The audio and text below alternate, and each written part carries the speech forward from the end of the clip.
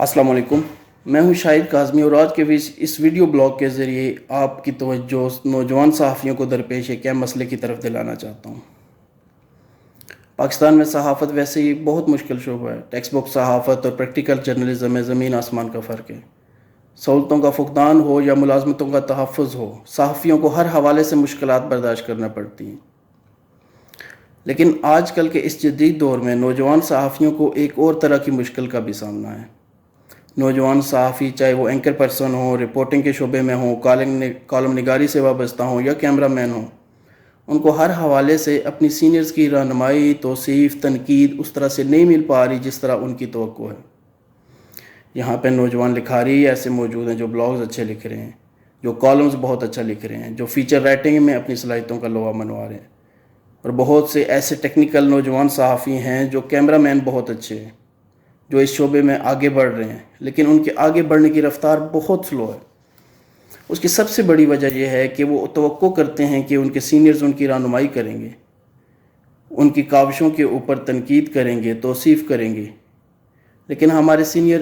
اس حوالے سے ان کی صحافتی کاوشوں کو مکمل طور پر نظر انداز کیے ہوئے ہیں۔ میں بہت سے ایسے نوجوان صحافیوں سے خود بھی واقف ہوں جو بہت اچھے لکھاری ہونے کے باوجود اپنی کسی بھی تحریر پہ کسی سینئر صحافی سے تنقید یا توصیف کے لیے کئی دن انتظار کرتے ہیں، کئی مہینے انتظار کرتے ہیں،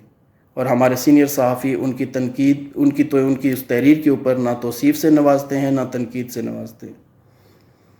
یہاں پہ سب سے اہم بات یہ ہے کہ اگر آپ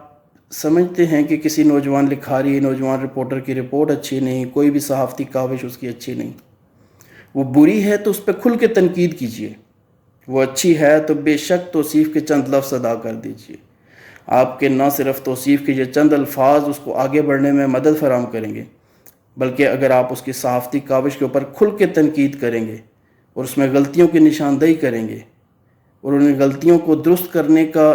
طریقہ اس کو بتائیں گے، تو آپ یقین کیجئے کہ یہ تنقید بھی اس نوجوان صحافی میں کام کرنے کا ایک نیا ولولہ پیدا کر دے گی۔ میں اس ویڈیو بلاگ کے ذریعے اپنے سینئر صحافیوں سے یہ امید کرتا ہوں